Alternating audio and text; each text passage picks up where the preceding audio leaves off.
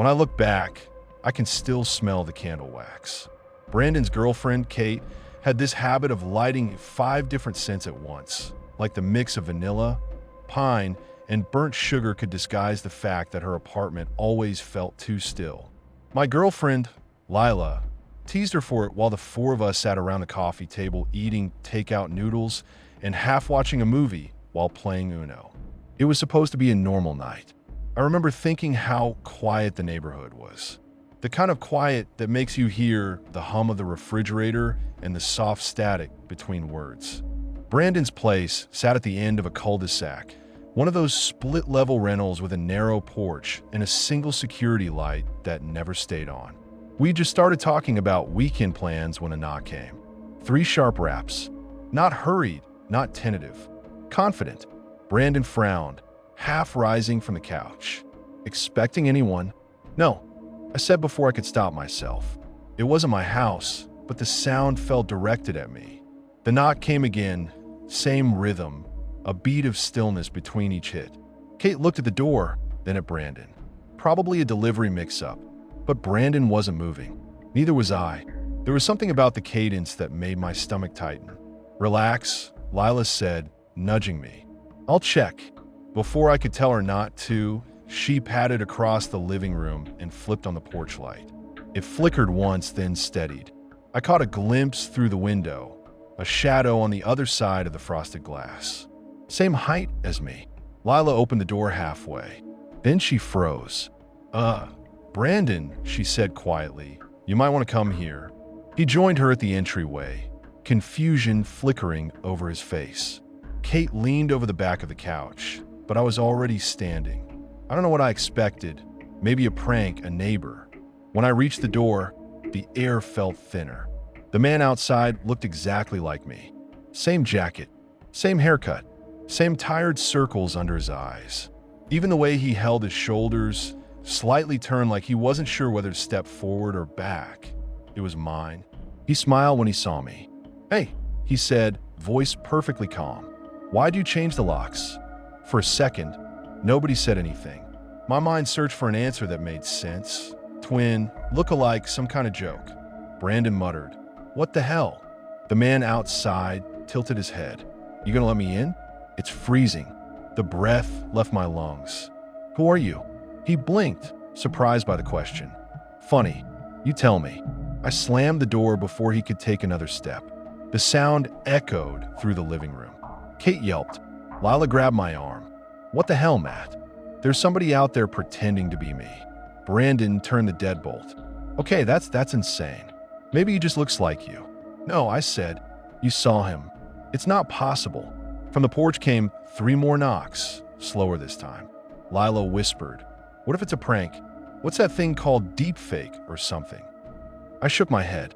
He had my clothes. He even talked like me. I don't think my parents would be able to tell. The knock stopped. Brandon exhaled shakily. I'm calling the cops. He grabbed his phone and started dialing. While he talked to the dispatcher, the rest of us stood there listening. No footsteps, no voice, just that quiet house breathing around us. When he hung up, he said, they're sending a car. We waited. 10 minutes. 15. Lila peeked through the side window once, but flinched back immediately. He's still there. I forced myself to look. Through the glass, my own face stared back at me. He was smiling faintly, like he found something funny. Then he raised his hand and knocked again, softer, steady, patient. Brandon muttered, Jesus Christ. When the police arrived, 2 officers, they found nothing. The porch was empty. The night air looked untouched, like it had been that way all along. One officer asked if I'd been drinking. I told him no. He said they patrol the area, told us to lock up, and left. We tried to laugh it off after that, but no one really could. Brandon suggested we all crash there for the night, just in case. Around midnight, Kate went to bed. Lila lay curled against me on the couch, pretending to sleep. Brandon stayed up, staring at the dark TV screen. That's when I heard it again. A single knock, from a back door. Brandon looked at me like maybe I'd imagined it. Then we both heard the second one. 3 taps, the same slow rhythm. We crept into the kitchen. The small window above the sink looked out over the backyard. Porch light off. Darkness thick as velvet. I whispered, "Don't." Brandon ignored me and flicked the light switch. The bulb hummed to life, yellow and weak, casting a cone of light over the glass door. I was standing outside again. Same jacket, same posture, except now there was something wrong with the way I smiled. It was too wide. He lifted a hand and rested it flat against the glass. The shape of it matched mine perfectly. Brandon hissed, "How is he doing that?" I wanted to answer, but my mouth felt dry. The thing outside leaned closer to the glass, forehead pressing gently until condensation fogged the pane. Then he whispered something. We couldn't hear through the door, but I knew the shape of the words. He mouthed, "Let me in." Brandon yanked the blinds closed. "Nope, we're done. We're calling again." But before he could reach for his phone, the kitchen light flickered and went out. The power didn't so much go out as hesitate. The hum of the fridge died, the clock on the stove blinked off, and the air itself seemed to thicken. I could hear Brandon's breath beside me, shallow and fast. Then came the soft drag of a hand sliding down the other side of the glass door. We backed into the hallway. Lila appeared, rubbing her eyes. "What's happening?" I started to answer, but a shape moved past the curtained window. A shadow, my own, brushed the fabric, the faint outline of a face pressing just close enough for the curtain to twitch. Then it was gone. "Basement," Brandon whispered. "Breaker box." He headed for the stairs. Kate called from the bedroom, voice small, asking if everything was okay.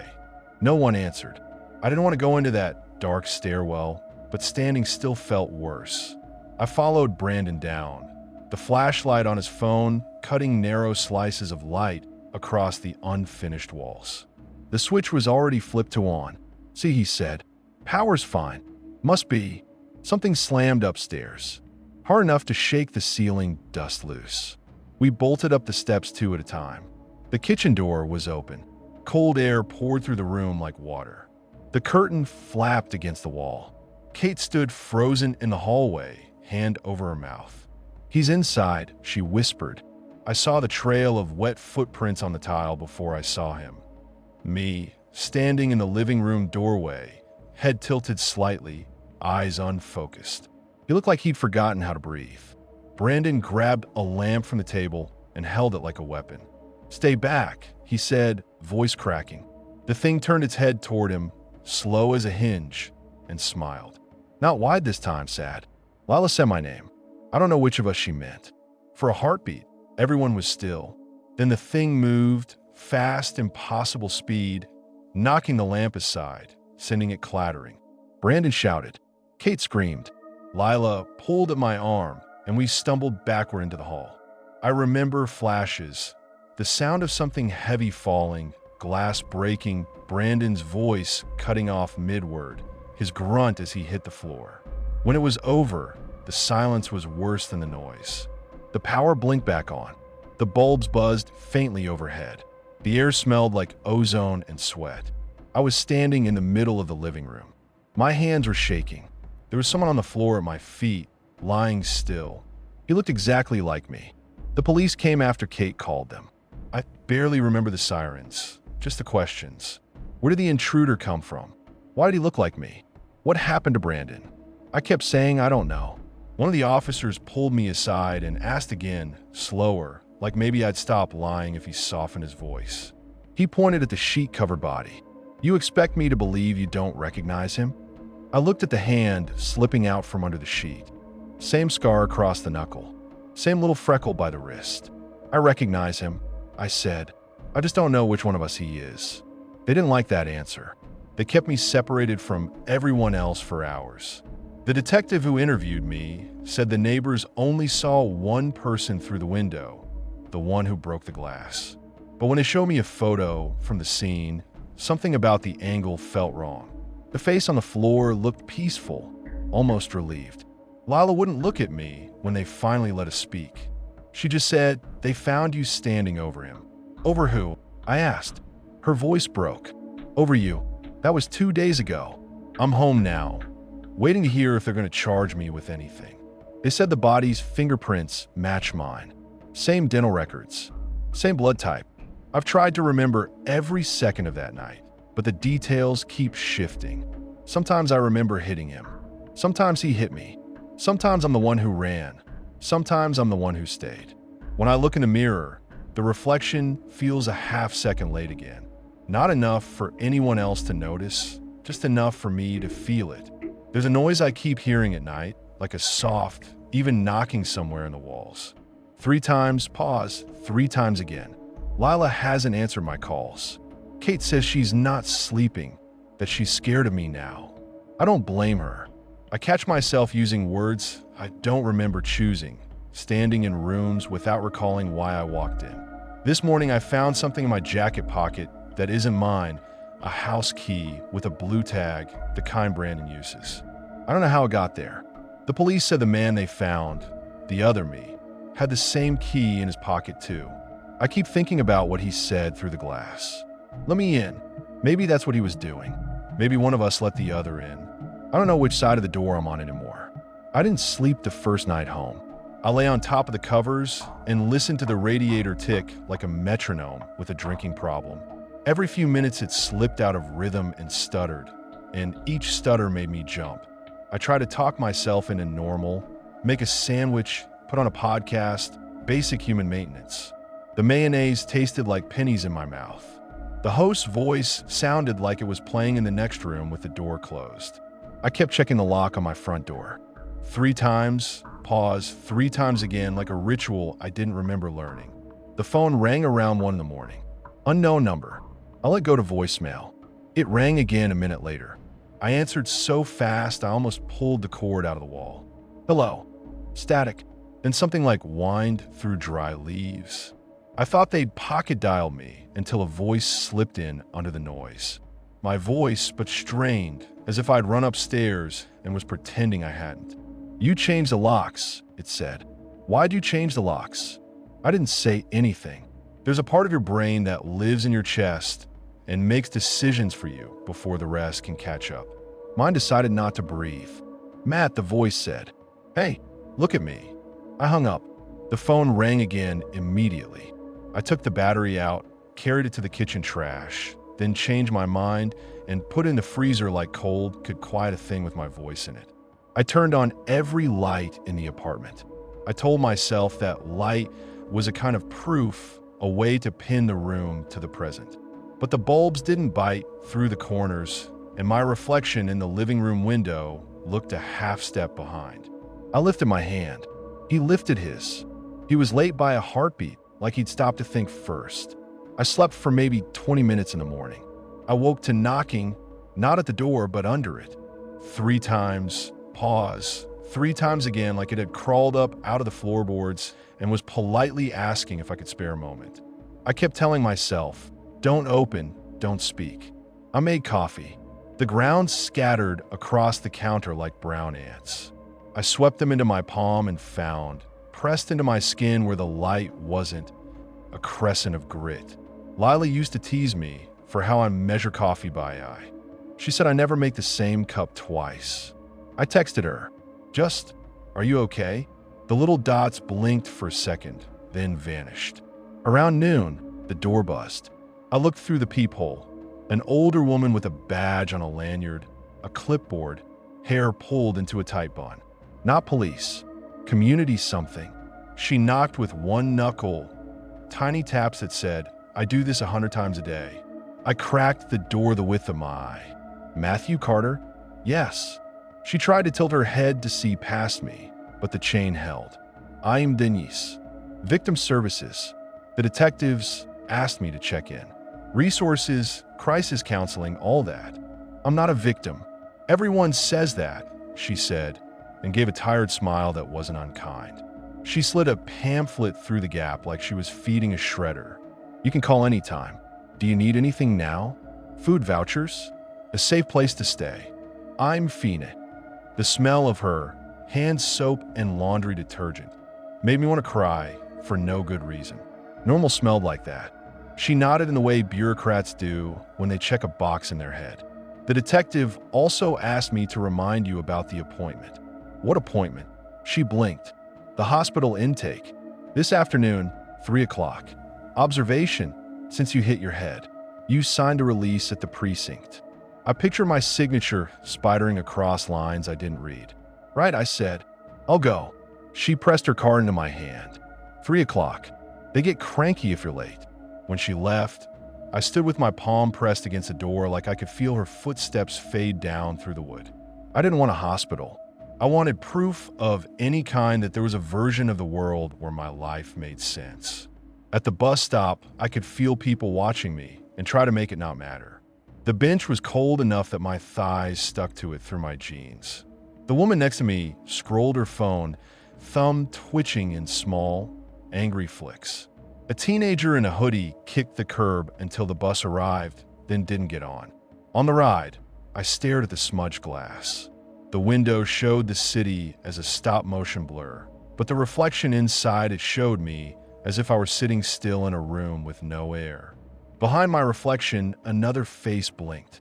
Same eyes, same crescent scar. He raised 2 fingers to his eyebrow like a salute. I clenched my jaw so hard it clicked. When I looked again, there was only me and the city sliding by like it was trying to leave. The hospital smell hit me before the door swished open. Bleach and old coffee and the plastic tang of gloves. A nurse at the desk asked my name, and I said it, and she glanced at her monitor and said, "Oh, you're the one." She caught herself, follow the blue line to radiology. Paperwork after. The blue line was worn thin where 1,000 anxious shoes had scuffed it. In radiology, the tech, tired eyes, Rosa on her badge, taped a sheet to a clipboard and handed it over without looking. Any metal in your body, implants, shrapnel, bullets, just a filling and a stubborn conscience. She didn't smile. Phones and keys in a bin. I dropped my phone, my wallet, the blue tag key. The tech's hand hovered over it. This isn't hospital property. Friends, I said. He's dead. She slid the bin into a locker and didn't meet my eyes again. The scan took 10 minutes. The machine hummed like a giant insect. Somewhere down the hall, a TV chirped with the laughter track of a show nobody was watching. When they were done, they sat me in a curtained bay and told me a doctor would pop in. Doctors never pop in. They unspool into rooms inches at a time, each inch carrying a different lawsuit. It wasn't a doctor who came first.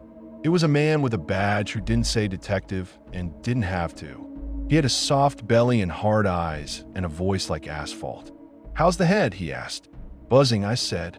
"You know why I'm here? To see if my story still makes sense when I'm wearing a hospital bracelet." He looked at the chart like it might answer for me. "I'm Detective Halvorsen. We have the preliminary report back on the prints. They're a match. Your prints are on the body. His prints are on your jacket. You both have keys to Brandon Harper's residence. The blood in the kitchen is one person's type. A positive. Yours. It was mine when I cut my hand on the lamp," I said. I showed him the bandage. Brown blood had seeped through at the edges. "Brandon's okay. Concussion. 2 stitches. He's with Kate.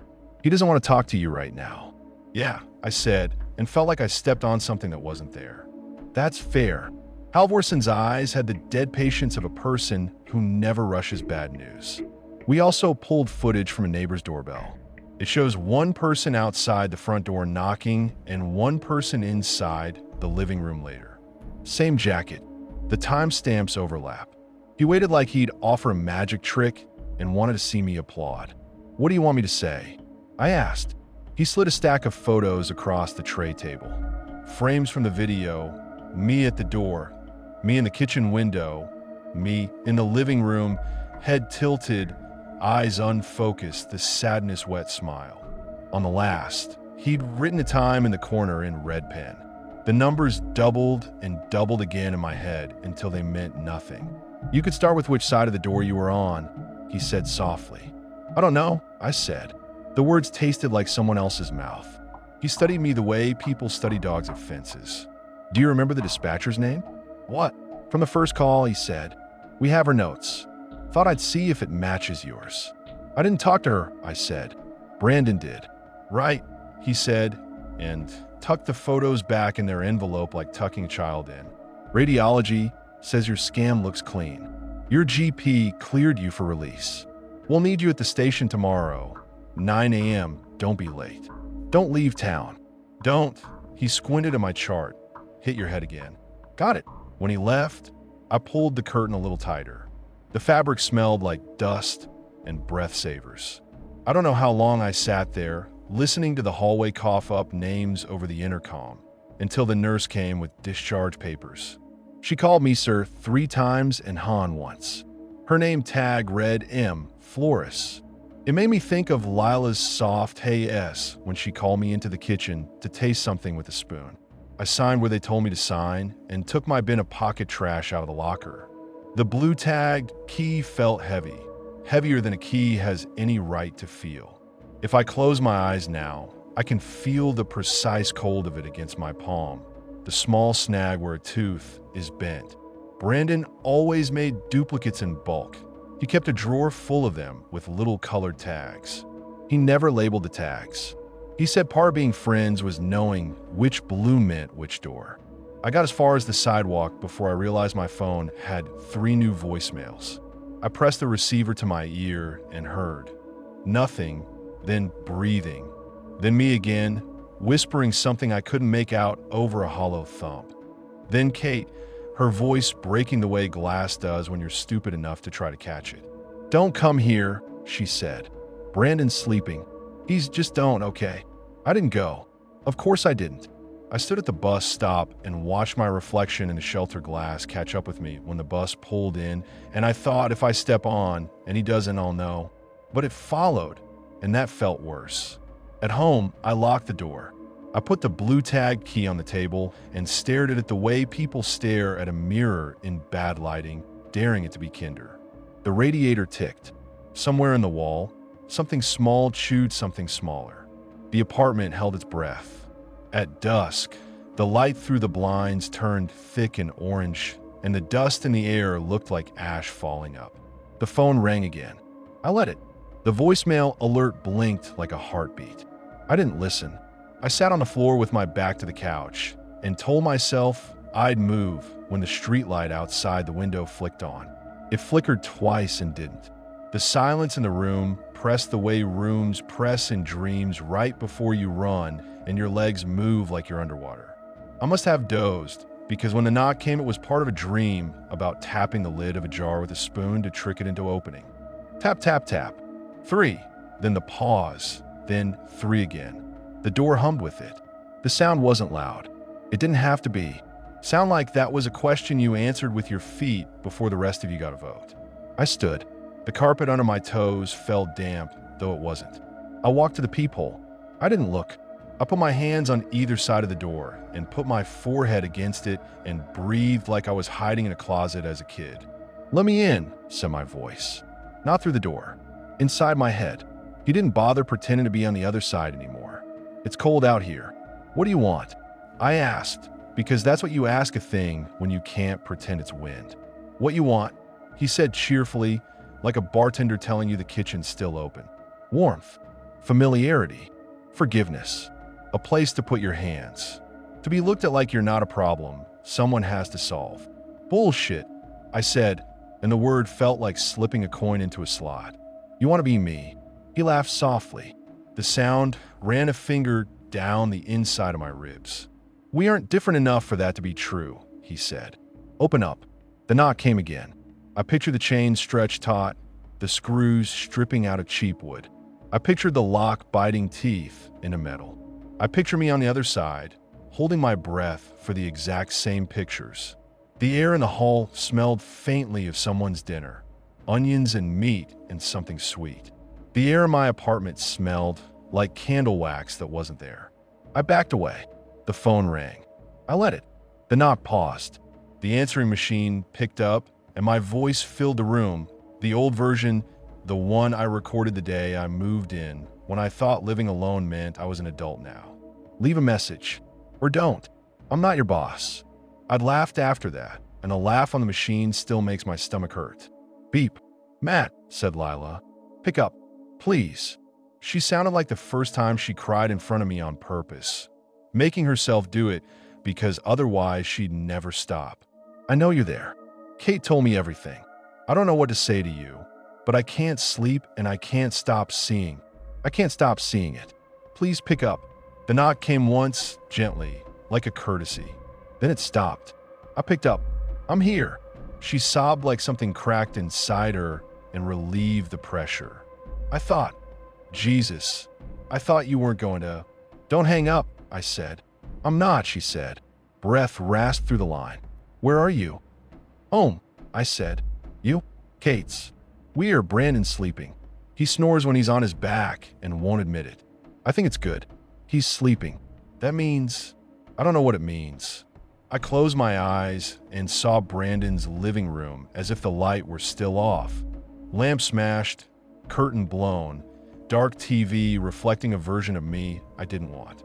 I'm sorry, I said. I keep saying that and it doesn't change anything. I don't know who I'm talking to, she said quietly. The radiator clicked twice, then went quiet, as if it was listening. It's me, I said. Silence. Say something only you would say, she whispered. I almost laughed. That's not how this works, Lee. Don't call me that, she said reflexively, and then clamped down on it. He called me that. Through the door. While you're downstairs. He said, Lee, open the door. Brandon heard. He told me after. He thought it was you. It wasn't. I know, she said, but she didn't sound like she knew. Mad eye. She cut herself off. The detective said not to talk to you tonight. He said you should rest. I'm fine, I said, and the words felt like a lie a doctor writes down because they don't have time to be told otherwise. Then say it back, she said suddenly, like she'd found a thin step across water. Say, I'm the one inside. I'm the one inside, I said. Say it like you believe it. I swallowed. The door was just a door again, wood with metal in it. My mouth tasted like dust. I'm the one inside. She breathed out. Okay, she said. Okay. She sounded like she'd put a pebble in her pocket. Not enough weight to anchor anything, but something to click against her nails when her hands had nothing else to do. Go to sleep. Tomorrow I don't know. We'll figure something. Just sleep. I said I would. I didn't. At 4 a.m., the building groaned the way buildings do when the temperature drops and the old bones settle. I drifted and woke with my cheek on the floor and a line of carpet pressed into my skin. The blue tag key glinted on the table like an eye. I put it in my pocket without deciding to. I put on my jacket and my shoes and left. The street was the kind of empty that folds behind you when you pass, like a curtain. The sky over the cul-de-sac glowed the wrong color. Light pollution and cloud cover fusing into a bruise. Brandon's security light clicked on as I stepped into the yard and clicked off before I reached the porch. That felt like a decision someone else made. I didn't knock. I used the key. It slid in like it had always belonged. The bolt turned with a chunking sound that felt obscene at that hour. Inside, the house held its breath. People's houses have signatures, squeaky cabinet, draft by the stove, rug that slides when you step on it wrong. Brandon's signature was the smell of dry laundry and candle wax and noodles eaten out of takeout boxes. I stood there and let it write itself on me. In the living room, the lamp had been replaced by a taller one that didn't match. The TV's black was so black you could see your face in it if you got close enough. The black had depth. I didn't get closer. I went to the kitchen. 3 pale circles marked where someone had missed a bit of blood and then cleaned it again. The curtain fluttered once, softly, though the door was shut in the glass hole. I opened the drawer under the microwave and found the keys. A mess of tags. Red, green, yellow, blue. No labes. I took another blue one without understanding why. It felt like wanting a second life and stuffing it into your pocket because the first was tearing along a seam. A soft sound came from down the hall. Not footsteps exactly, more like weight shifting on a mattress. A person adjusting in their sleep. The sound of someone being alive in a room where they were allowed to be alive. I should have left. I should have put the key back and walked out and let the door lock behind me and let the night hold me like a bad idea losing its nerve. But the house pulled me. The same way the knock pulled you when you didn't open the door. A gravity. I walked down the hall. The carpet felt like a cat breathing under my feet. Brandon's door was closed. So was Kate's. Lila was on the couch in the den off the hall. I could see her feet curled under a blanket. She wasn't snoring. She always said she didn't. I watched the blanket rise and fall. It rose evenly. It fell evenly, rhythm like a metronome. I thought if I stand here long enough, she'll wake and see me and say my name, and it will be the right one. Someone behind me whispered, "Let me in." I turned so fast the hallway blurred. No one there. It came again, close enough to warm my ear. My voice, but thinner, like it had been stretched and had forgotten its shape. "Let me be you." I pressed my back to the wall. "We're the same," I said. "You said that." "Then why are you outside?" he asked and laughed softly, as if we were two kids on opposite sides of a fence sticking our tongues out. "Shoo," he added. "You'll wake them." I didn't answer. I stepped backward into the den until my legs touched the couch, and then the couch touched my knees, and then the weight of me touched the cushions, and the cushions gave. The blanket slid. Lila's eyes snapped open. She didn't scream. She didn't startle. She just stared at me as if she were in a room with a mirror and trying to decide whether to smash it. "Don't," she said. "I'm not." I started. "Brandon," she whispered, and her voice was a fist in my chest. "Brandon." He appeared in the doorway with bedhead and the kind of face a person gets when he reads bad news before coffee. He didn't raise his voice. He didn't shout. He stepped between me and Lila like a person who took a knife safety course once and then had to use it. "Get out," he said. "Bran, get out," he repeated without the tremor this time. "If you care about me at all, get out." Something inside me sagged like a rope that's been carrying weight too long. I wanted to say, "I'm not the problem you think I am." I wanted to say, "I'm trying." What I said was, "I came for the keys." He laughed once, an ugly sound he would later apologize for and never forgive. Yeah, I said, and took my hands out of my pockets to show them empty. Then I held them out to the sides like a person about to be searched. "I already have them." He stared at me. He looked tired. He looked like a person whose friend had become a crossword with a trick in it. "Go home," he said. "Sleep. We'll talk after the cops are done with you tomorrow." "Promise?" I asked like a child. "Yeah," he said, and then caught himself. "I mean, we'll see." I left. I closed the door quietly because I still knew the way it clicked, and I didn't want the click to be the sound that woke anyone who'd managed to sleep. I stood on the porch until the security light hiccuped on and on again, like it was learning a new word. The street at 5 a.m. is blank paper. If you're carrying something that doesn't have a name, it's the worst time to be outside. I walked until the bones in my feet sang. The sun came up gray and slow. A bus trundled by, empty like a moving room. I didn't get on. I let myself into my apartment and put the two blue tag keys on the table side by side like a test. One had a small nick near the base. The other didn't. I turned away and looked back and couldn't tell which was which. I put them in separate pockets and then couldn't remember which pocket held which. I laughed. It made no sound. The knock came at 9, sharp. Not my door. In my head, an alarm that said, "Station." I went. I walked there. I could have taken a bus. I needed to move. At the station, Detective Halvorsen had a disposable coffee cup that had kissed too many lips. He slid to me anyway.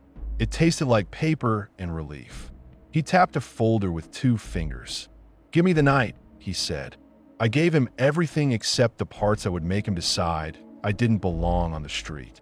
I didn't tell him about hearing myself in the hospital or in the hall. I didn't tell him about the keys.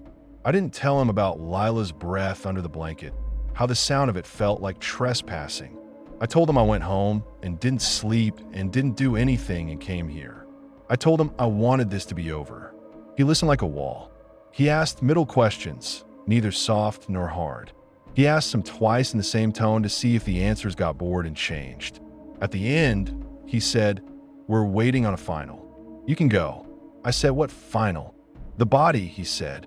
"The pathologist is having a day. Too many stabbings, not enough hands." "Stabbing?" I asked. The word made my throat close. Halvorson's face didn't change. Old stabbing. Not your case. You're a nice break. This is your nice break? Believe it or not, he said. Go home. Stay reachable. I left. At the bottom of the precinct steps, Denise from Victim Services stood with a man in a cardigan who had the soft look therapists have when they haven't met your specific disaster yet. Denise raised a hand. I pretended not to see and kept walking. Petty, I know, but I could feel them turning to watch me go the way a person watches a dropped glass in slow motion. On the way home, every shop window was a test. Every reflective surface tried to tell me which side I was on. In the ATM screen, my face lagged. In the chrome of a parked motorcycle, my mouth was wrong, as if someone drew it from memory and mixed me up with somebody who smiled more. In the dark bus shelter glass, I could swear I saw an eyelash on the other side that wasn't on mine, a single black hair like a crack in ice. When I unlocked my apartment, the second I pushed the door open, something ran past my ankles, a cold breeze or a memory of a cat I never had. The radiator hiccuped. The phone blinked. Lila again. Call me when you wake up, she said. If you sleep. If not, call anyway. I'm going insane. I called. She picked up fast, breathless. We have to stop saying I'm fine, she said.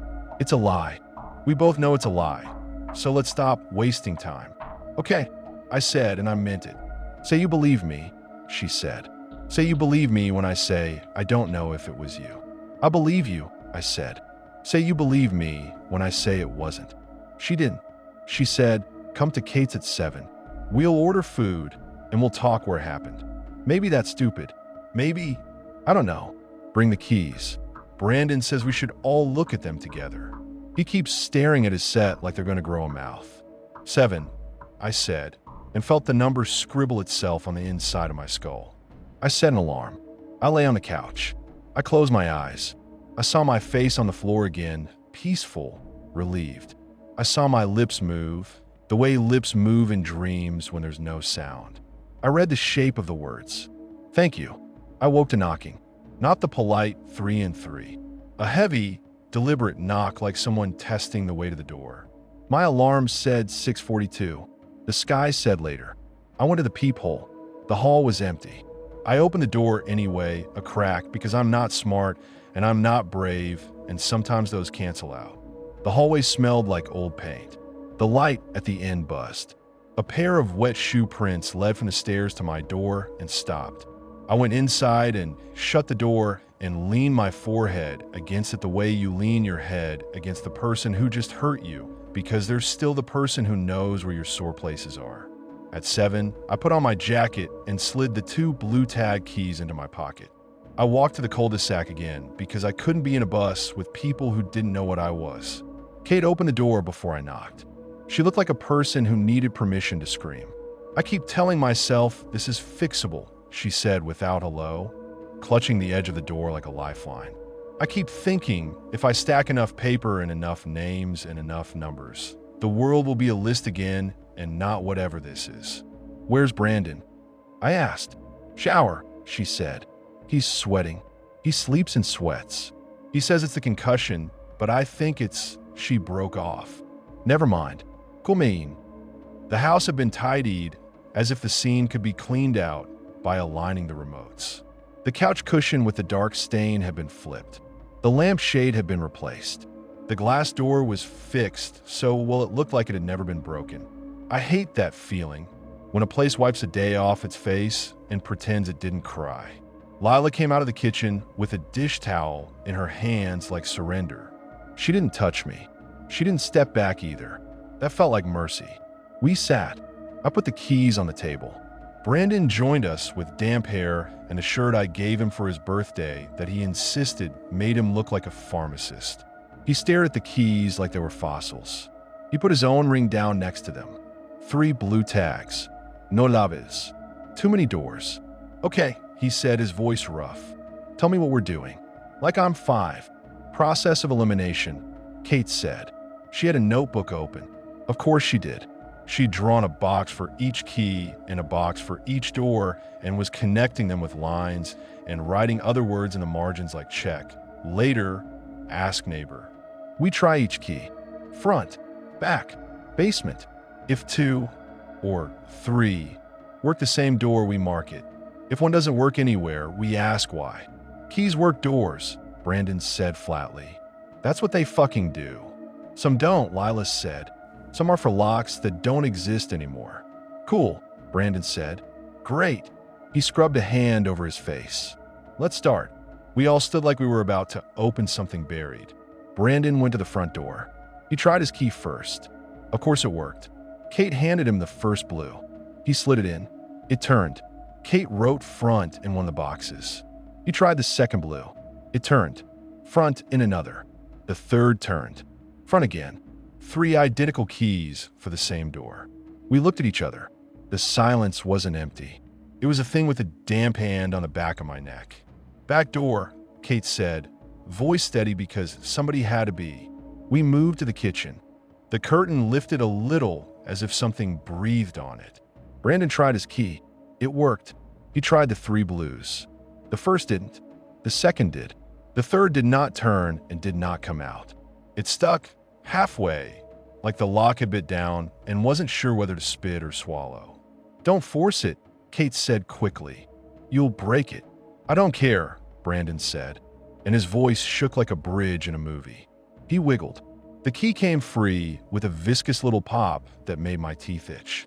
He sat on the counter on a paper towel like it was contaminated. Next, basement, Kate said. We moved. The hallway light flickered. I smelled candle wax that wasn't there again, and for a second I was back on the rug, Uno card in my hand, Lila's knee pressed warm against my leg. It was like stepping into a picture you know too well and noticing a person in the background you hadn't seen before. Brandon tried his key in the basement door. It turned. The blue with a nick turned. The other blue turned.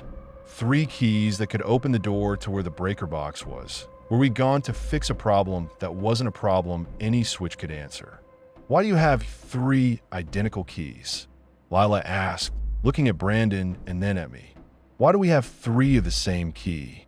Why does that happen? Dupes, Brandon said hollowly. You know me. Then why were there 2 in Matt's jacket? She asked. It wasn't accusatory. It was math. I don't know, I said. I don't. The knock came from the basement. 3 sharp raps. Not hurried, not tentative. Confident. No one breathed. The sound was so clean it was surgical. It found the part of your spine that behaves without you. Kate grabbed my arm, so hard her nails bit. No, she said. No. Brandon pressed his palm to the door like a man listening to the sea through a shell. The wood thrummed under his hand. Don't, Lila whispered. Brandon looked at me. It wasn't a question. It was a dare. It said, which side are you on? I reached past him and flipped the lock and opened the door. The basement was a mouth. The stairs were its teeth. The dark ran up the steps and stopped an inch from our toes like a trained animal. The smell of damp concrete pushed at my sinuses. I listened. Nothing. Then, far below, a soft sound like the back of a hand sliding down a wall. Let me in, I heard, faint as a memory. We stood there too long. Long enough for your mind to start saying, well, if it were really something, it would have done something. Long enough for people to become stupid. Brandon took 1 step. I took his sleeve. He shook me off like a dog shakes off water. He took another step. He didn't take a third because something moved just beyond the edge of the dark. A pale shape, like a face without a body, like a trick of light until the light failed the trick. It pulled back. It smiled. Sad, Brandon whispered. How do I even? The basement light flicked on. We didn't touch the switch. A cone of stale yellow illuminated the bottom 3 stairs and the concrete floor beyond. And on the floor, square in the middle of the light like a gift, lay a single blue-tagged key. That isn't, Kate said. Brandon went down. He picked it up. He turned it in his fingers. It's the same, he said. It's the same fucking key. Get out of there, Lila hissed. He started up and froze on the second stair. His head tilted the way mine had in the living room 2 nights ago. He listened to something I couldn't hear. Then he shuddered and climbed and shoved past me and slammed the door and put his back against it like a cartoon. "Okay," he said. "Okay, we are done." We were not done. We were never going to be done. Kate took the key from him like it might bite. She set it next to the others. For blues now. For mouths that open the same doors. "I don't want them in the house," she said. "Throw them away. They'll show up again," Brandon said tonelessly. "Then we'll leave," she snapped, and then bit her lip. "I can't live like this. I can't do the knock again. I can't do the power. I can't do your face. No offense," she added to me, and it was the kindest thing anyone had said. "We'll go to my place," Lila said. "Tonight. All of us. Safety in numbers. Like kids." The idea settled on the table with the keys. It felt thin and brave. We moved on it because movement was the only thing that made sense. We packed toothbrushes and chargers and sweatshirts. Kate took a candle without thinking and then put it back and then took it again. Brandon muttered to himself as he looked for something that wasn't where he left it. I stood by the back door and stared at the curtain like it would blink. When we were ready, we stopped in the living room without deciding to. There are rooms that insist on being landmarks whether you want them to or not. Brandon locked the front door. He jiggled the handle. He turned the deadbolt and said, "Good," to no one. We walked out into the evening, and the security light did its stuttering trick, and we pretended not to care. We got into Lila's car. I sat in the back and watched the house shrink in the rear window until it was a shape that could be anything. I reached into my pocket and touched the keys compulsively. Metal against M and M wrappers and lint. For blues that shouldn't be. At Lila's place, the lock stuck the way it always stuck because the building swelled in summer and sulked in winter. She jimmied it. It gave. We went in and threw our bags in a pile and turned on the TV for noise. The evening news yapped about a fire out by the highway and a city council vote and a missing person whose eyes in the photo looked like someone had asked them to keep a secret. I stared long enough to realize it was my face. I didn't tell anyone. We made pasta and didn't eat it. We poured wine and didn't drink it. We moved around each other like a choreographed fight in a movie we'd seen too many times. At some point, Kate lit the candle she brought, and the room smelled like vanilla trying to cover its tracks. "Rules," Brandon said suddenly, like he'd been holding his breath for the right word. "We need rules. People survive things when they have rules." "Okay," I said. "Rule 1, he said. "No one opens the door for anyone after dark." "Rule 2, Kate said. "If one of us says a word the other chose, we listen." She looked at me. "Say candle. If you ever say it, and your eyes don't look like your eyes, we'll know." "That's not how." I started. "It's our rule," she snapped. "We get to make it up." "Candle," I said. The word felt like I'd swallowed wax. "Rule 3, Lila said. We keep talking, even if it's nonsense. It hates that." "What?" "The quiet," she said. "It hates noise. That's why the power. That's why the fridge. It likes to hear itself knock." "Rule 4, Brandon said, and his voice went low. "If I tell you to run, run." No one objected. We sat closer than we needed to, and the TV murmured, and the candle pretended the room was gentler than it was. Brandon's phone buzzed with a text he didn't read. Kate held her mug with both hands the way people do in commercials about calm. Lila's shoulder brushed mine, and neither of us apologized. When a knock came, it didn't surprise me. Of course it came. It had followed us across town like a dog bound to the smell on our clothes. 3 sharp raps. Not hurried, not tentative.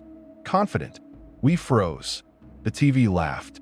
The candle burned like it wanted to be a little sun. Brandon stood and sat and stood again. "Rule 1, he said, as if the words were sandbags in a flood. No one moved toward the door. We waited. The knock came again. Same rhythm. Patient.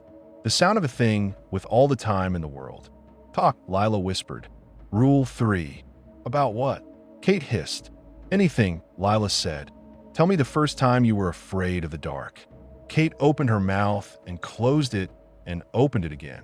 "When my dad forgot to pick me up after dance class," she said, and her voice trembled in a way that made me love her and hate memory. The building closed. I hid in the bathroom stall with my feet up so the janitor wouldn't see. I could see the crack under the door and the shadow of his shoes. I thought the shadow would stop and bend and be a hand. "Good," Lila said softly. "Keep going." Brandon stared at the door and said, "Camp. First night." The counselor told us this story about a guy with a hook for a hand. "Don't," Kate said quickly. "Sorry," he said. "Saw the..." The knock came a third time. Then it stopped. The silence soothed the room like cool cloth. I realized I was holding my breath and let it out. The radiator ticked. The candle collapsed on itself with a soft hiss. "See," I said. "It gave up." "Don't say that," Brandon said. The lights went out. Not all at once. One by one, like someone walking around the room, unscrewing bulbs with practiced fingers. TV first, then the lamp by the sofa, then the kitchen light that had been left on for courage. The candle burned on until the dark pressed its hand over its mouth. Smoke curled. The room smelled like sweet funeral. "Phones," Lila said, voice tight. We fumbled. Our screens lit blue and then shrank under our thumbs. The apartment looked like a cave lit by fish. "Rule," Brandon started. The door handle clicked. It didn't turn. It just clicked. The sound a lock makes when something touches it on purpose. The blue light from our screens made our faces look sick.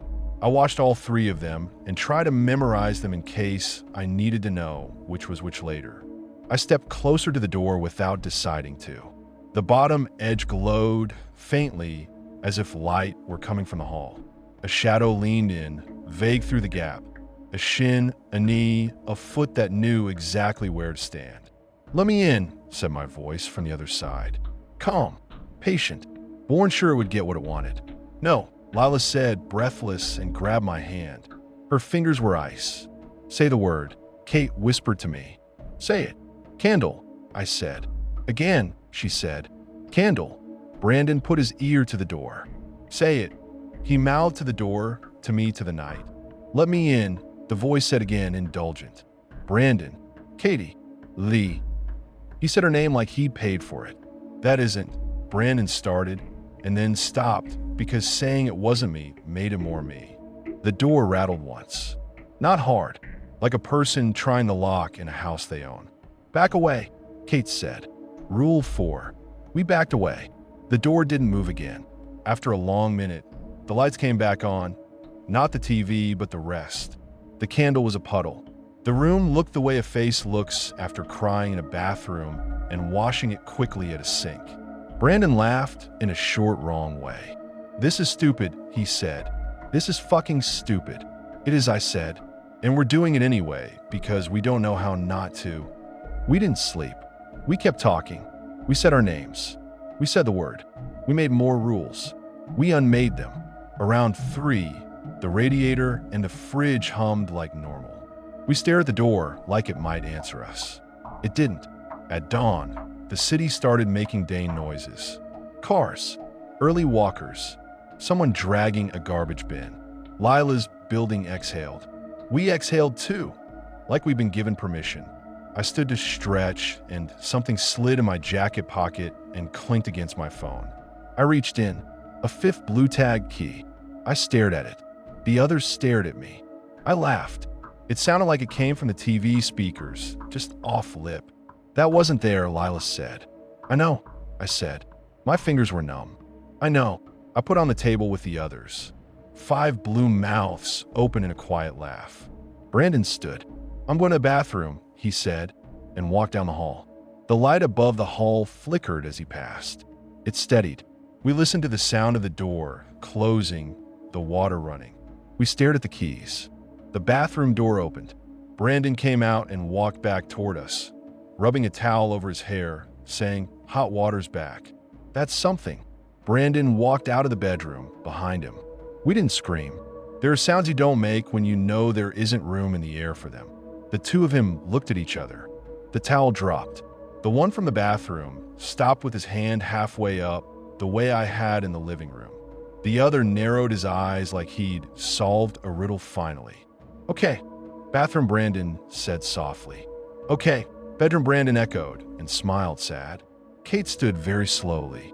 Say the word, she whispered. Both of you. Candle, said bathroom Brandon, and his voice cracked. Candle, said bedroom Brandon, and his didn't. Get out, Lila whispered, and I wasn't sure what she meant it to. They moved at the same time. The room moved with them. The keys on the table jumped. The door rattled. The lights flickered. The radiator hissed.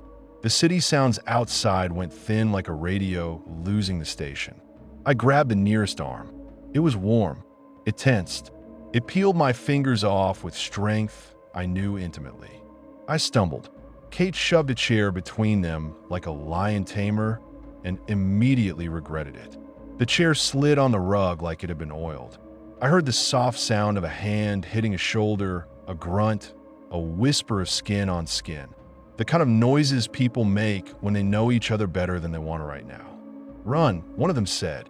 Rule 4. His voice shook. Run. We ran. Down the stairs. Past the mailboxes. Out into the wind.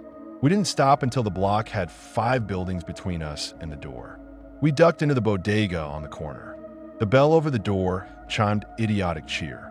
The guy behind the counter didn't look up. We stood between shelves of canned beans and cheap wine and breathed like we'd never tasted air. The fluorescents buzzed. The refrigerator cases clucked on and off like old hens. The glass in the freezer door reflected us. For a breathless second, our reflections didn't match us. Lila in the glass turned her head a fraction too slow. Kate's mouth in the glass tightened a half-beat late. Menis muted. It was a mistake. It vanished. What the actual fuck, Kate said. No one knows, I said. My voice sounded like a person trying to be nice to a stranger in an elevator. We stayed in the bodega long enough for the guy to start side-eyeing us like we were going to steal the gum. We bought a pack each out of shame. We walked back at 9 because Detective Halvorsen texted, "Where are you?"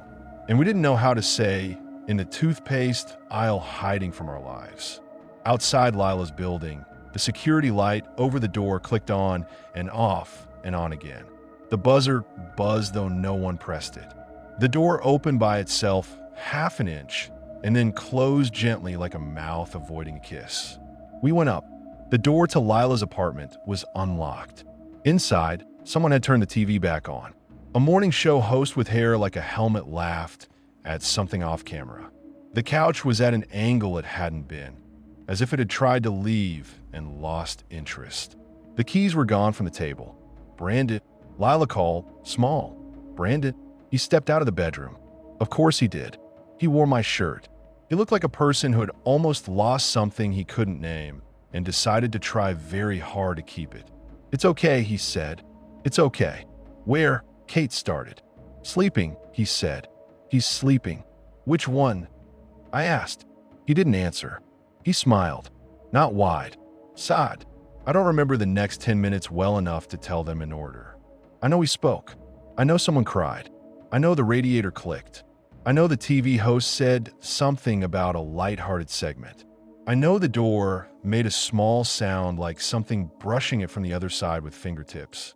I know that at some point, I looked at the window and saw my reflection in it more clearly than I've ever seen anything, and it wasn't late. He lifted his hand when I did. He blinked when I blinked. He smiled when I smiled. And for a moment, I believed the simplest thing, that there was only one of me, and the rest was a story I told because I was lonely. It didn't last. When I blinked again, he didn't. He kept smiling. His lips moved. He mouthed, "Let me in." His lips moved like a bad dub. "Let me in." I stared too long at the glass and felt my own mouth copy him, because the body loves a mirror more than truth. Behind me, someone said my name. I didn't turn. I pressed my finger to the cold window. My finger in the glass pressed back a half-second slow and then a half-second early, like he couldn't decide which part belonged to who. "Matt," Lila said again, and the way she said it, the way you say a name when you need it to be a key, finally got me to step back. I couldn't tell if the room tilted or if it was me. Brandon stood by the bedroom door like a lifeguard, deciding which drowning mattered most. Kate was counting on her breath. She used to do that to fall asleep. 4 in, hold for 7, 8 out. She was at 9 and forgot to exhale. Which one is sleeping? I asked him again. My voice sounded like I'd left it in the freezer with my phone that first night. He rubbed his face and left his hand there like he wanted to erase himself. Does it matter? That's the whole problem, Kate snapped. He dropped his hand. It's me, he said. I'm me. The other. He's in there. He said he was tired. The words nodded. He sounded like me when I'm lying.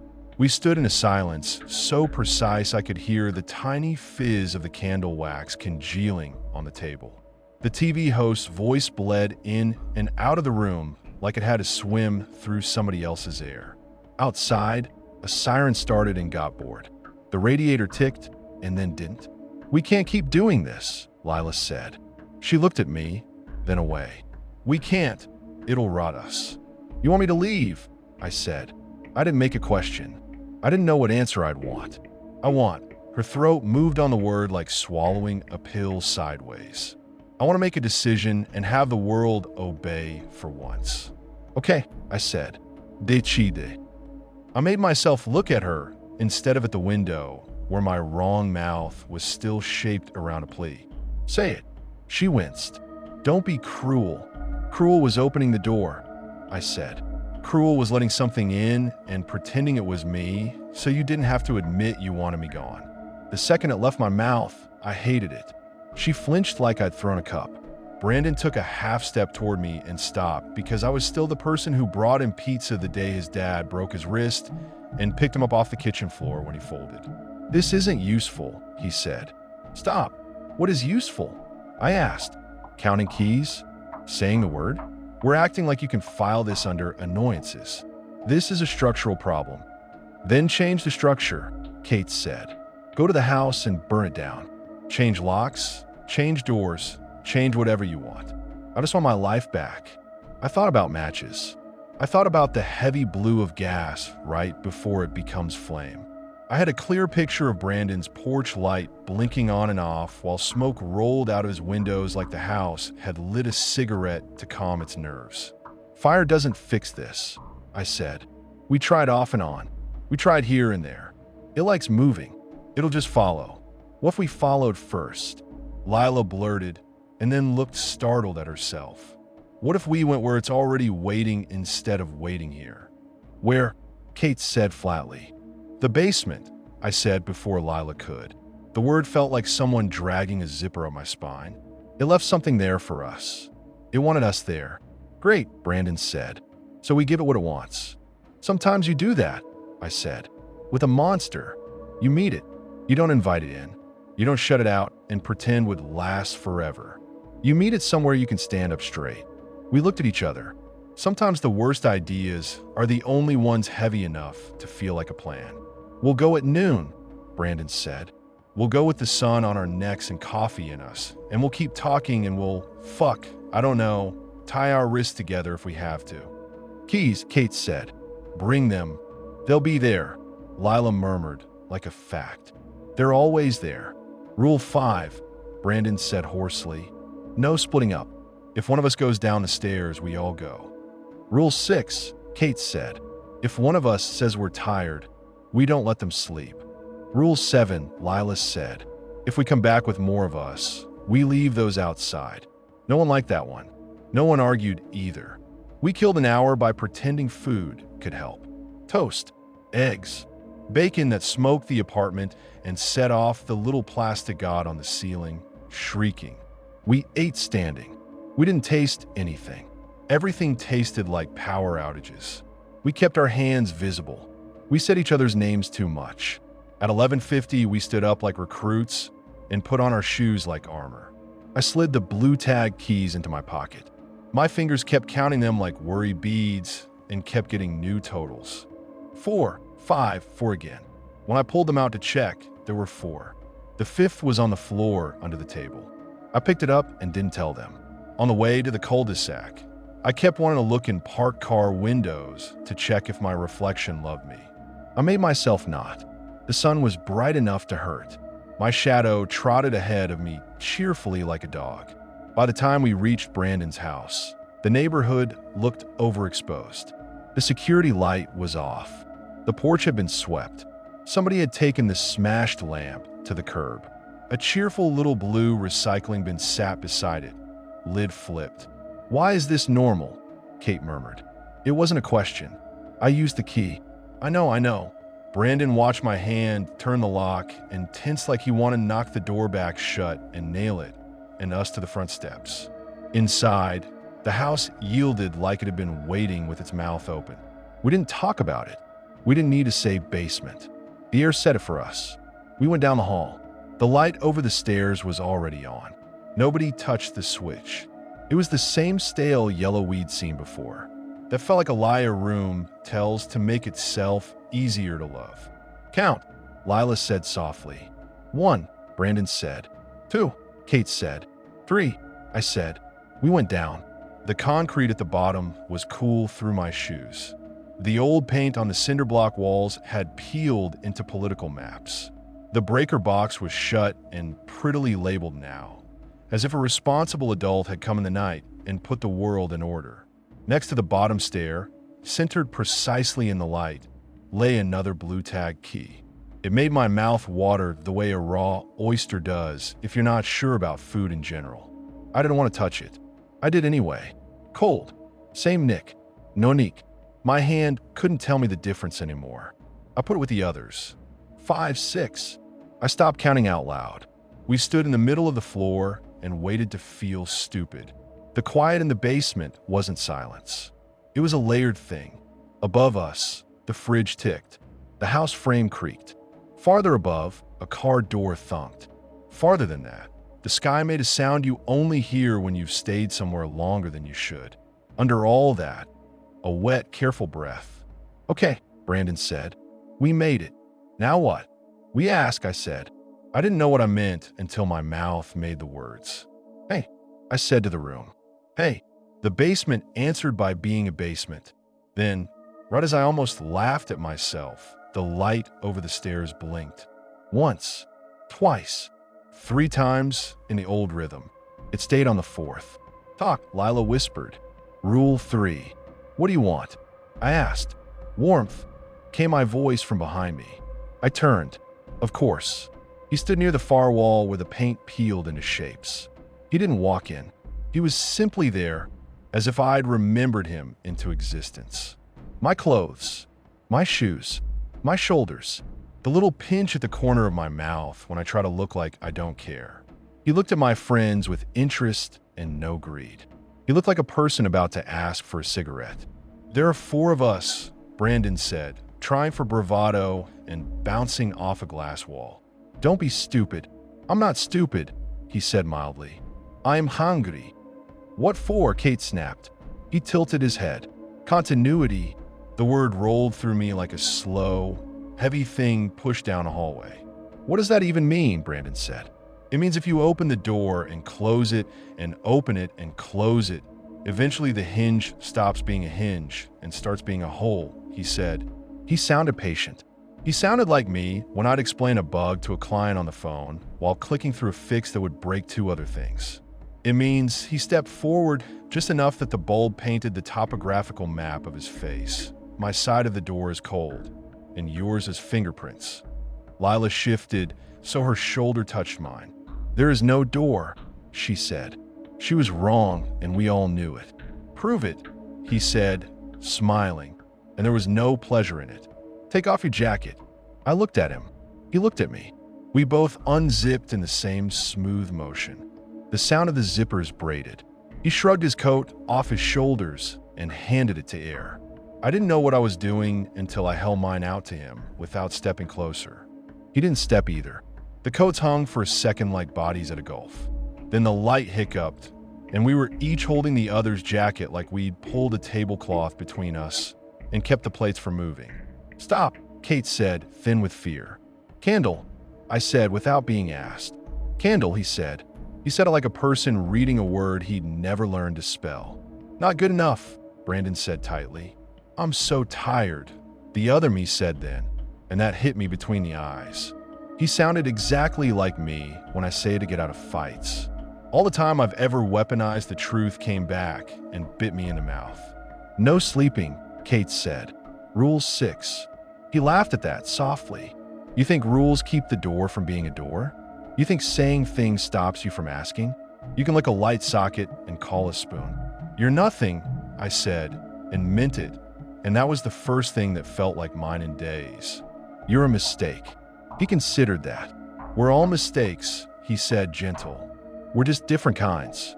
Then be a silent one. Brandon snapped and stepped forward like he was going to shove him. I grabbed Brandon's sleeve, hard enough to jerk his shoulder. He looked at me, pissed, and the second of that look was long enough for the other me to move. He didn't move fast. That was worse. He walked.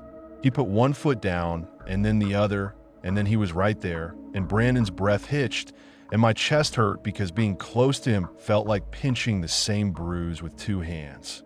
Up close, he smelled like my laundry soap and my shampoo and something wet that lives between walls. Which one? He asked Lila, eyes on her mouth. If you had to pick. Don't, she said, breath breaking. Don't you do that to me. Why not? He asked. You'll do it anyway. Back away, I said and stepped into him. For a second, our chests were a Venn diagram. That's the only way to say it. Where the circles overlapped, something in me went bright and thin and huge. Where they didn't, there was cold. I could feel the exact line my body didn't want to cross and the exact line his was straining for. He smiled at the little sound I made. My fist balled for me. He put his mouth near my ear. Open up, he said, not to me, and my tongue moved. Candle, Kate said sharply. I couldn't tell which of us she meant. The word felt like pulling a hand out of a jar of honey. He stepped back, pleased. Fine, he said. Different game. He closed his eyes.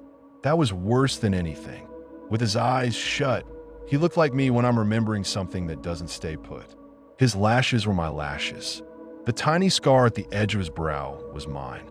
He breathed in through his nose in a way I recognized on a cellular level. He opened his hand. He dropped something small and metal onto the concrete. A key. Blue tag. Another. Another. The sound repeated like a clock with a problem. Blue tags rolled and tapped. One brushed my shoe. I flinched like it had teeth. He opened his eyes. Every room, he said. Every door. Every lock you won't admit is a lock. Enough, Brandon said, and I heard the last of the thread in him snap. He shoved me aside, me, not him, and swung. His fist hit the other me in the mouth. The sound, God, the sound was a word I don't know. Something not English. The other me's head snapped sideways. He turned it back. He looked both wounded and proud of me. He touched his split lip and examined the red like a jeweler. Yeah, he said softly. That's you. I hit him next. I had to. My knuckles met his teeth, and the world flashed bright behind my eyes like photos at a crime scene. He didn't go down. He didn't even rock. He just put his hand on my chest, over my sternum, and pushed. Not hard. I stepped back anyway, because every part of me wanted to get away from my own hand. Stop, Lila said. She was crying without making crying sounds. Stop, or I don't know what I'll do, but I'll do it. This isn't violence, he said kindly. This is sorting. I don't know who moved next. Maybe all of us. Maybe none. I know my palm found his face and felt my own stubble. I know he got a hand on my shoulder and steered me gently like you guide a friend out of a bar when the bouncer is bored. I know Brandon grabbed my arm and the other me's arm at the same time and then yelled because he couldn't tell which was which without looking, and looking hurt. The light over the stairs clicked. We all stopped. Upstairs, something fell. Not heavy, not a person. A small thing bumped off a counter and met the floor with a soft, resigned sound. We stood still long enough to hear the house take a breath. The other me smiled wider. Excuse me, he said politely, and walked past us up the stairs like a guest who knew the way to the bathroom. Rule 5, Brandon said through his teeth. Do not. We followed. In the kitchen, everything was where it had been, except for the keys on the counter. The keys weren't on the counter anymore. The keys were hanging from the cabinet hardware like charms. The blue tags had been slid onto the little curled ends of the handles. Every door now wearing a mouth. The other me stood in the living room, looking at the TV. His reflection looked back from the black. It didn't lag. It didn't hurry. It just watched him. He looked at us without turning, because of course he knew where we were. "Do you know what happens if you let me in?" he asked the screen softly. "What?" I said. He opened his hands at his sides. "You get a rest." The word felt like the exact temperature of a bath you don't have to run or test or think about. It felt like being told you didn't mess up. It felt like not reaching for your phone at 3 a.m. It felt like being picked at the end. I stepped forward like an idiot.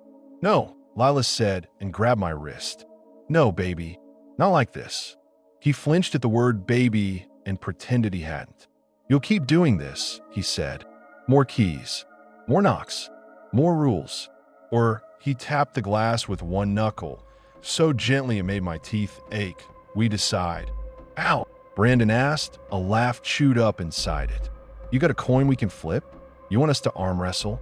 Rock, paper, who the fuck are you?" The other me turned finally.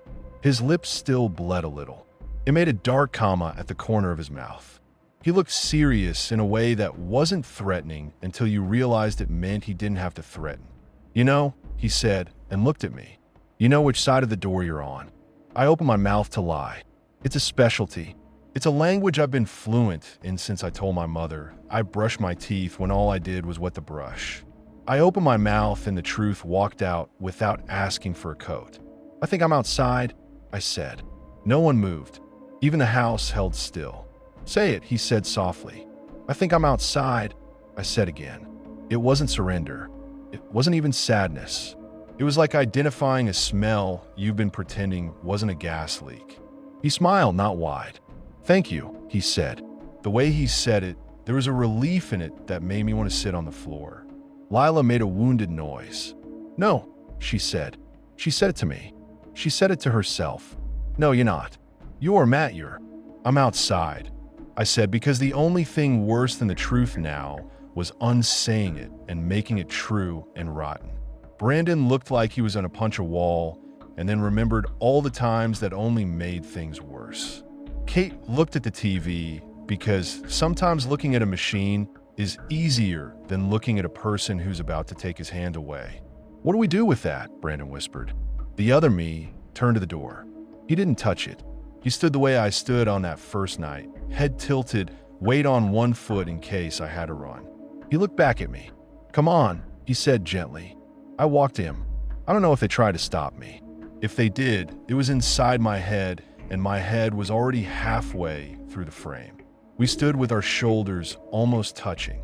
The door looked like it always looked. Old paint, hairline crack near the chain, rust freckles on the plate. Outside day. Normal. A kid on a scooter wheeled past the window in a helmet with a shark fin. Somewhere down the block, somebody's dog negotiated a piece of sidewalk like it had offended him. "Ready?" he asked. "No," I said, "but I'm tired." He nodded. He put his hand on the lock. My hand found the chain. It felt like muscle memory from a different night. We undid them. We didn't look at each other. We didn't count. We just opened. The air in the hall was warmer than inside. That should have reassured me. It didn't. It felt like a bus door wheezing open to let you on in a city where you don't know anyone. I stepped into the hall. We didn't switch. Not like that. I didn't vanish, and he didn't dissolve into mist. I stepped in the hall and turned and looked at him, and he stepped into the living room and looked at me. And that was all. He didn't close the door. Neither did I. He lifted his hand. I lifted mine. He smiled, small and real. I didn't smile back. It felt too much like giving a thief your wallet and then offering him a ride. "Rule 8, he said softly to the room behind him. "Lock the door." "Wait," Lila said, and I heard it from an apartment I wasn't in, and it split me neat. "Wait, lock the door," he said again, and the way he said it, that was me. That was the me who keeps weird hours and keeps weirder promises. The chain slid. The deadbolt thunked. The door closed. I stood in the hallway with my jacket on, and keys I didn't want in my pocket, and the carpet under my shoes doing that thing where it grabs and releases like a tiny wave. I waited for the panic to grab my throat. It didn't. Something else did. Something that felt like I'd put my palm against a cold window and felt my own skin from the other side. I raised my hand. I knocked. 3 sharp raps. Not hurried, not tentative. confident. Inside, feet moved. A voice, mine, said something too low. The chain scritched. It didn't come off. The deadbolt stayed. I leaned my forehead against the door and it leaned back cool. The wood hummed with breath and blood, and a life you could smell like candle wax and noodle spice and a damp towel and a girl's shampoo you knew too well. I pressed my lips to the paint and said the thing I've been saying since the first night we decided doors were serious. "Let me in. Say the word," Kate said from a room I wasn't in. "Candle," I said. "No," Brandon said. He sounded tired and clean, like after a shower where you get the temperature right on the first try. "Say it like you believe it." "Candle," I said again. I listened to my own voice and felt it fall through me and hit the floor and roll under furniture. The peephole darkened. My eye, it blinked. It didn't open. I waited. The hallway light buzzed. Footsteps passed on the stairs. Somewhere a kid yelled at a video game. In my pocket, the keys were heavy enough to tilt me. I took them out and counted. 3, 4, 5. They multiplied when I looked away. They didn't when I stared. I set one on the hall carpet. It disappeared when I blinked. I laughed. It came out like sobbing in reverse. "Matt," Lila said through the door, and the lack of my name, the way she held it at arm's length like an animal that might bite, made me swallow something sharp. "What happens to the person outside?" I leaned my forehead against the door. The paint smelled faintly of the cleaner Brandon uses that always makes me sneeze. "He waits," I said. "For how long?" she whispered. "Till somebody lets him in," I said, and tried not to notice how the hallway swallowed the words like a throat. The hall light flickered. My reflection appeared in the glass of the framed cheap print opposite the door, a lighthouse on a rock. The kind landlords think makes you feel coastal. In the reflection, I watched the door open a crack. It didn't in real life, only in the glass. In the glass, I watched myself step back inside. In the glass, the me in the hole vanished like a trick. I pressed my palm to the frame and left a smear. The lighthouse didn't care. "You should go," Brandon said softly through the door. "We'll call you. We'll figure out the rules." "You just made one," I said. I waited to hate him. I didn't. I just wanted to sleep standing up. "You can come back in the morning," he added. He sounded like he was making a deal with a thing in the basement that might be reasonable if you approached it right. When there's light. He meant it. That was the worst part. He meant it like a person setting a boundary, because that's what adults do when the water gets high. "Okay," I said. I slid one blue tag key under the door. It made a little sound like a coin. I kept 2 in my pocket, one in each hand, one between my teeth for a second before I realized what I was doing and spit into my palm. "Lock up," I said.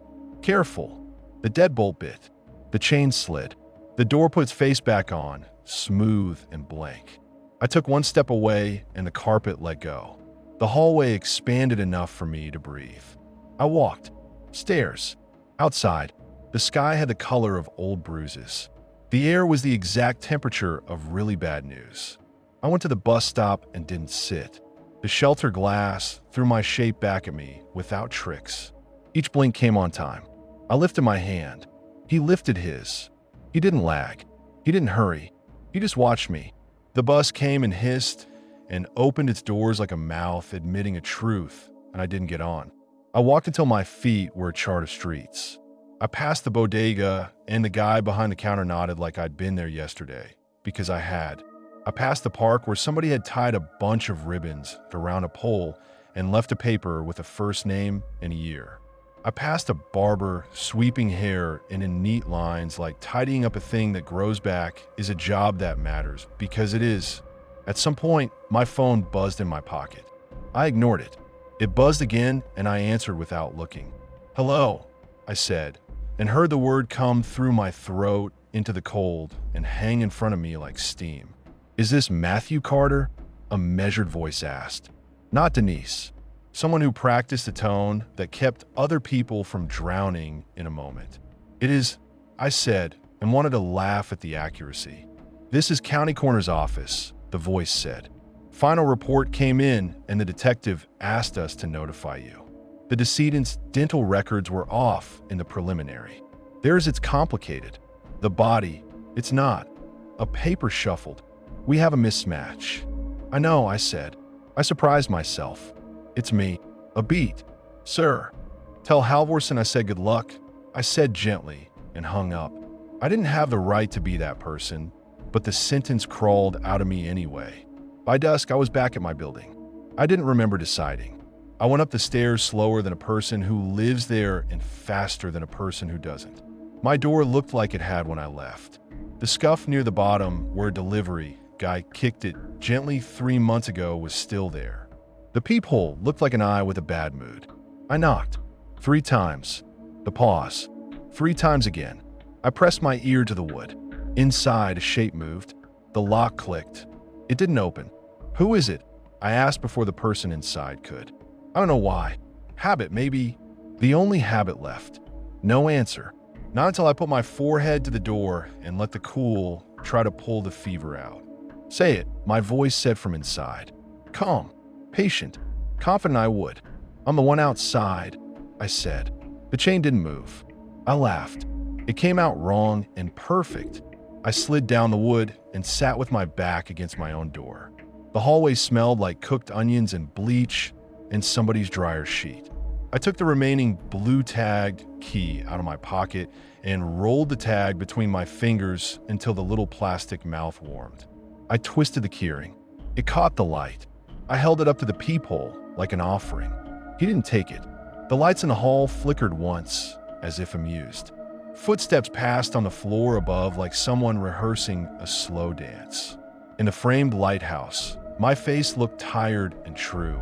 And then I swear to God, from deep in the wall behind me, from pipes or vents or the long throat of the building itself.